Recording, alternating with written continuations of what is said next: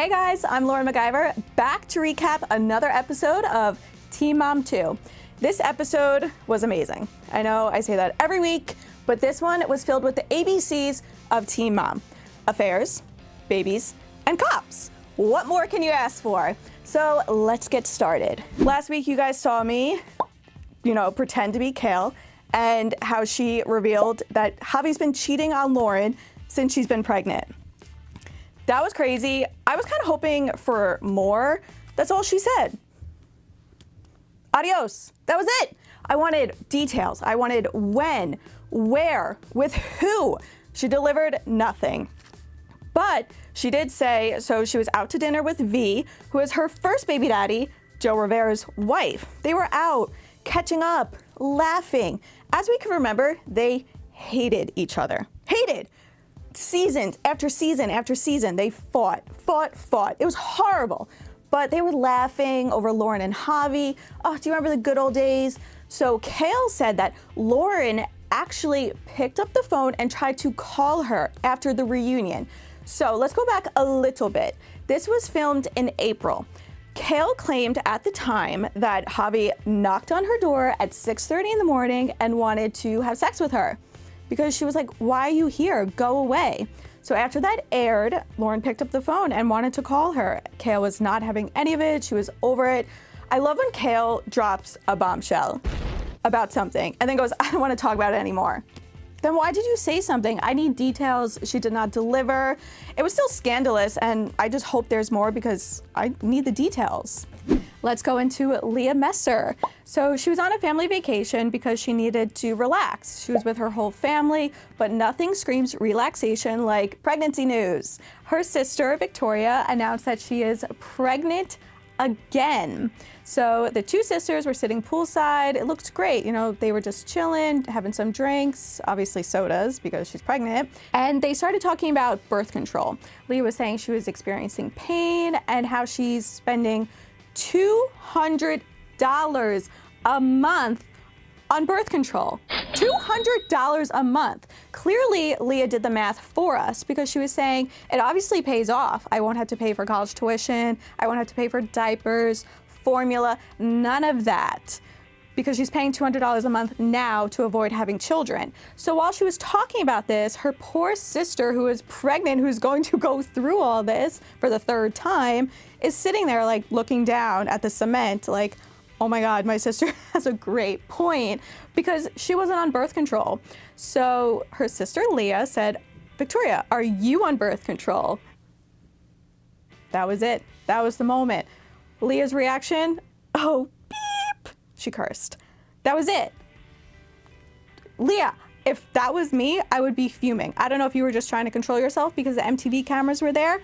My sister would be in the pool, okay? I would be fuming. She gave us a little details about the baby daddy. She said it's the water rafting tour guide. Do you remember the guy that almost killed Kale when we saw Kale almost die on Teen Mom 2 when she went overboard? It's that guy. That is her third baby daddy. Wonderful.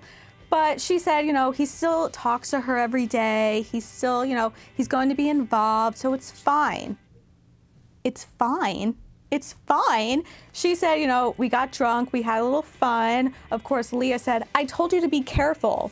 Leah, it's too late now. She's already pregnant. Don't lecture her now. It's way too late. Victoria was saying, oh, you never got drunk and had sex and whoops, you just forgot protection. And Leah was just like, she just didn't have anything to say because she's probably been there too. But she said on Instagram, they're in love, they're happy, they can't wait for this blessing. So good for them. I'm excited to see if it's a boy or a girl because they have 8 billion girls in this family. So we're bound to have a boy in there. So let's get into Jayde. The cops were called. We could always count on one of the girls to bring the cops on the show. So we saw on previous episodes that she needed a little space from Sean. About 72 hours after moving in together, they decided they needed space from each other. So she packed up her bag and she moved in with her cousin. I'm sure she was floating around. She moved in. So she told her cousin that she went back to the house trying to get stuff and, just gather her baby's clothing, hers, and maybe even to talk to Sean. Sean was home, so she noticed some trash. So what does a girl do? I guess they go through trash. And she decided to. She said she found bags that possibly had like meth or heroin in it, as well as 2 used condoms.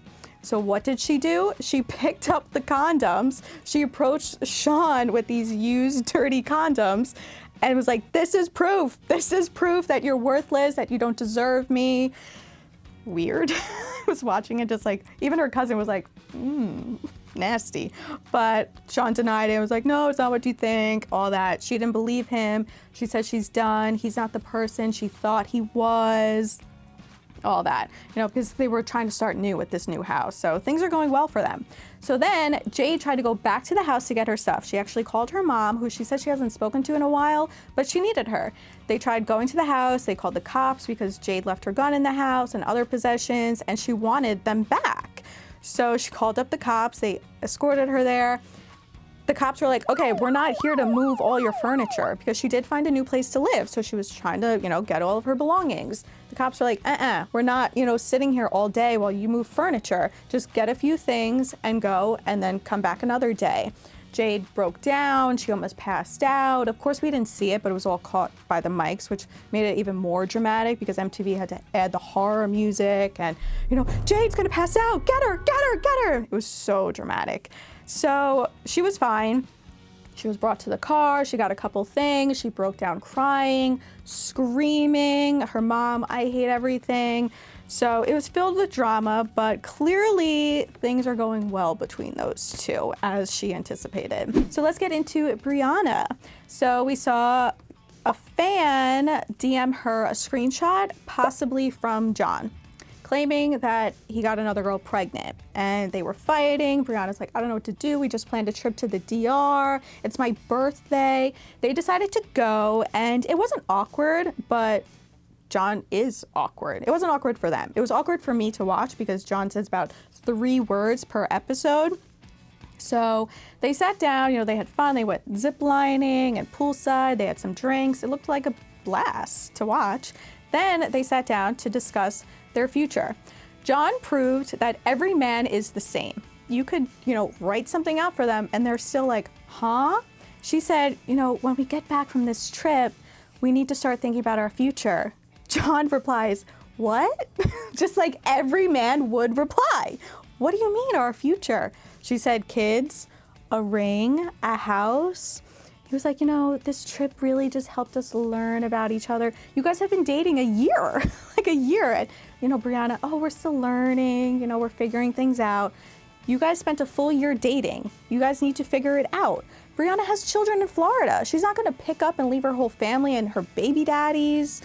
John, you need to think about that before you start dating a teen mom star. You're involved now. But of course, it was just very awkward, and it was just, we'll see. Yeah, we'll see. Who knows?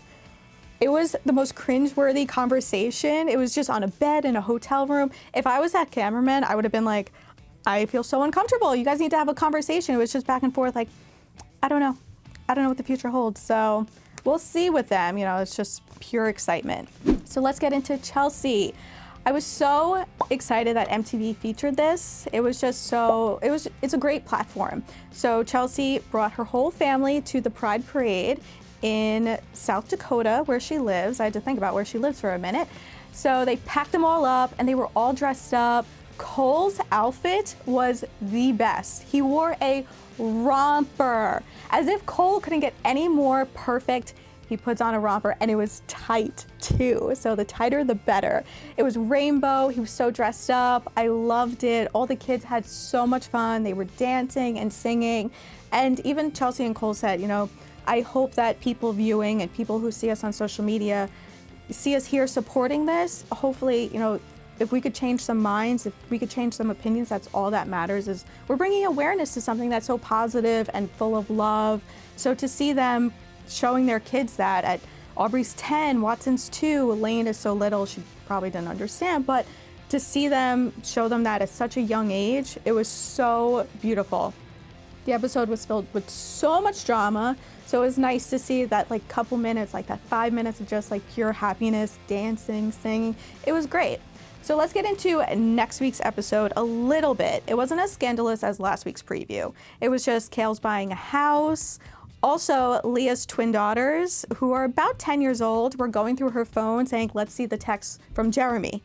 The fact that a 10-year-old understands that you're talking to your ex-husband again and you're gonna read the text. What happens if you're sexting? We know you're having sex because you make it so obvious. What happens if you guys are sexting? My parents have phone passwords. Why doesn't Leah? Weird. Brianna finally confronts Devon. Love him. And she was just talking, about Nova and the whole drunk incident. Oh, we can't let that happen again. Brianna's always gonna forgive Devon. Always, no matter what. He's like number one, he's family, so we'll see that. We'll see more about Jayde's fight and the future with Sean. She was saying, I could see him, he becomes a monster. He can't be around Chloe, so full of suspense. Chelsea's mom also learns the devastating news that they bought land like 45 minutes away. Her mom's like, you guys can't be that far. And Chelsea, typical kid, was like, Mom, it's not that far. So next episode, hopefully is filled with drama, just like this week's episode. But don't forget to come back next week and see me recap the episode. And don't forget to subscribe to our YouTube channel below. See you next time.